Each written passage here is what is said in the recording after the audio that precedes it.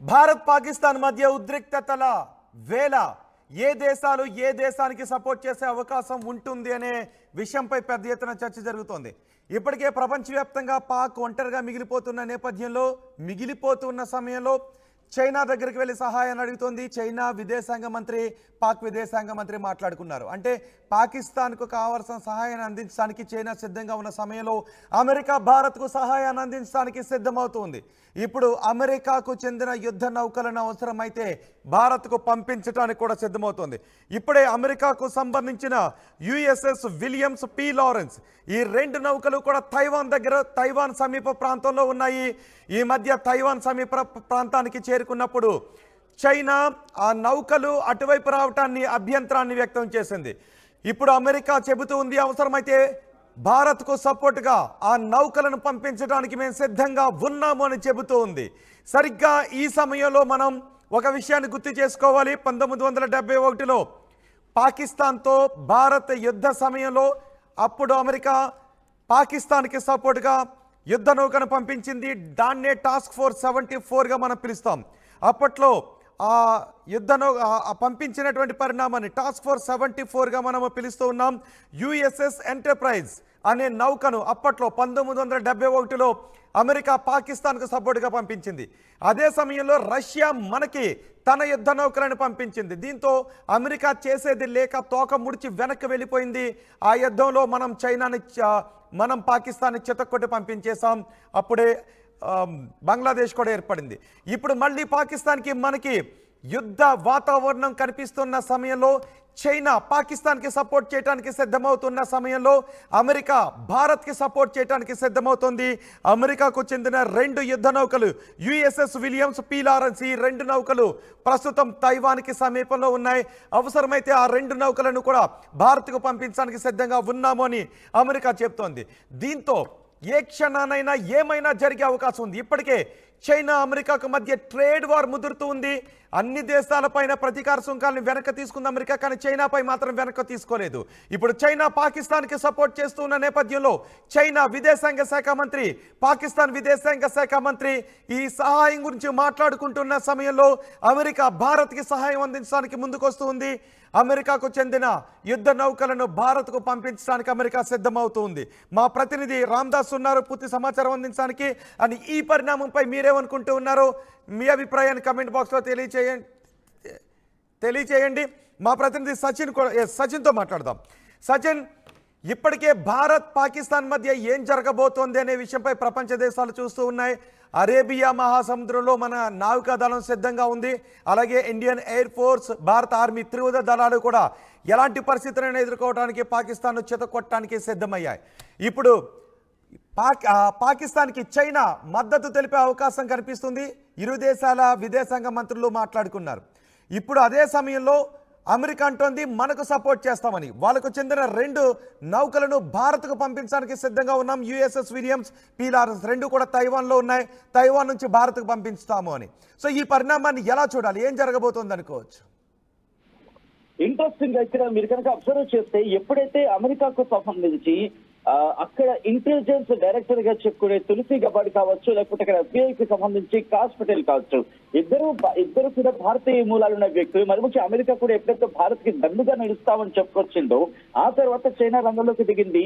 రోహిత్, చాలా interesting development ఇది. But చైనాకి సంబంధించి ఇక్కడ చైనాకి తైవాన్ కి సంబంధించి ఎటువంటి ఇష్యూస్ నడుస్తున్నాయో చూసాం. అవి ఇన్ఫాక్ట్ తైవాన్ దగ్గర అమెరికా తన యుద్ధ విన్యాసాలు కూడా చేస్తుంది. ఇన్ఫాక్ట్ తైవాన్ కి సంబంధించి అప్పుడు స్పీకర్ గా ఉన్న నాన్సీ పెలోసి వెళ్ళడం ఉద్రిక్తతకు దారితీస్తుంది. చైనా అప్పుడు యుద్ధ విన్యాసాలను కూడా చేస్తుంది. అమెరికా తైవాన్ కి సంబంధించి కూడా యుద్ధ విన్యాసాలను చేయాల్సి వచ్చింది. తైవాన్ లోకి కూడా ఇటు చైనా వచ్చింది అంటూ అప్పుడు చాలా పెద్ద ఎత్తున విమర్శలు కూడా వచ్చాయి. ఇన్ఫాక్ట్ పెద్ద ఎత్తున వార్తలు కూడా వచ్చాయి. ఇప్పుడు అలాంటిది తైవాన్ దగ్గర ఉన్న యుద్ధ విమానాలకు సంబంధించి కావచ్చు, లేకపోతే యుద్ధ వాహక నౌకలకు సంబంధించి కావచ్చు, వాటిని తెప్పించడంలో అమెరికా రెండు విధానాలను ఇక్కడ ప్రతిబింబిస్తుందని చెప్పుకోవాలి. ఒకటి, ఇటు ఇండియాకి దన్నుగా ఉన్నామని చెబుతూనే చైనాను విడిచిపెట్టేది లేదు, చైనాకు హెచ్చరికలు జారీ చేస్తుంది. ఎందుకంటే తలుచుకుంటే అమెరికా రెడ్ సీ మీదుగా అరేబియా సముద్రంలోకి తన యుద్ధ వాహనాలను పంపించే అవకాశం ఉంటుంది. బట్ అక్కడ యమన్లో కాస్త ఇబ్బందికర వాతావరణం ఉంది, హాస్టళ్లకు సంబంధించి ఎదుర్కోవాల్సిన పరిస్థితి. సో ఇటువంటి నేపథ్యంలో ప్రస్తుతం చైనా హెచ్చరికల నేపథ్యంలో ఇండియా చాలా వ్యూహాత్మకంగా అడుగులు వేస్తూ ఉంటే చైనా వచ్చింది. చైనా వచ్చి అడుగులు వేయడం, చైనా మాట్లాడడం, చైనాకు సంబంధించి దన్నుగా నిలుస్తా ఉంటాం. ఇప్పటికే చైనా భయపడుతోంది. ఎందుకంటే కేవలం బలూచిస్తాన్ లోనే చైనా సోల్జర్స్ ని అక్కడ వాళ్ళు ఇబ్బంది పెట్టి తరిమేశారు. అటువంటి నేపథ్యంలో ఇక భారత్ లో అడుగుపెట్టే ఆ పరిస్థితి ఏంటి అనే ఆలోచనలు, అంటే పాకిస్తాన్ కి మద్దతుగా భారత్ అడుగుపెట్టే ఆ పరిస్థితి ఏంటనే ఒక ఆలోచన అయితే మాత్రం చైనా ఉంది. సో ఇటువంటి నేపథ్యంలోనే ప్రస్తుతం కీలకమైన అడుగు పడిందనే చెప్పుకోవాలి రోహిత్. ఎందుకంటే ఇక్కడ పాకిస్తాన్ కి సంబంధించి ఎప్పుడైతే మొదలు ప్రకటించిందో 2 వార్షిప్స్ ని పంపించడం. ఇన్ఫాక్ట్ పాకిస్తాన్ ఒకదానికి 2 వార్షిప్స్, అసలు యుఎస్ఏ కాదు, మన విక్రాంత్ చాలు, మన సూరత్ చాలు, మన విక్రమాదిత్య చాలు, ఇంకా విక్రాంత్కి సంబంధించి వెనక్కి తీసుకొచ్చే ప్రయత్నాలు జరుగుతున్న ప్రస్తుతం అంత అవసరం లేదు అని ఒక చర్చ జరుగుతుంది. ఇది ఈ చర్చను మనం ఇక్కడ ఖండించడం అని చెప్పి యాక్సెప్ట్ చేసి ముందుకు తీసుకునే ప్రయత్నం కూడా లేదు. కానీ విక్రాంత్ ఒకటి సరిపోతుంది.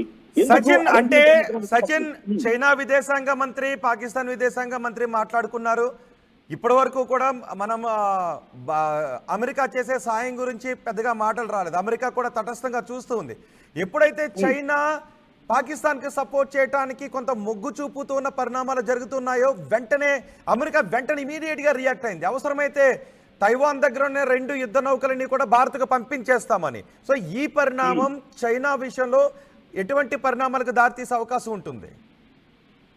చైనాకి సంబంధించి ఒకవేళ అదే కనుక ఫిక్స్ అయితే ఇది అన్డౌటెడ్లీ ఇది 3వ ప్రపంచ యుద్ధానికి వెంటనే దారితీస్తుంది. దీంట్లో మాత్రం ఎటువంటి క్వశ్చన్ లేదు. ఎందుకంటే ఇన్నాళ్ళు ప్రపంచం ఎదురు చూసిన ఆ క్షణాలని ఆద్యం పోతే సిచ్యువేషన్ కనిపిస్తోంది.